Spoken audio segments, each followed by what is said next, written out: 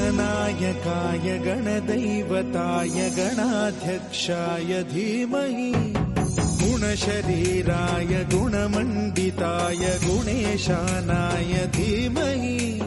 गुणातीताय गुणाधीशाय गुणप्रविष्टाय धीमहि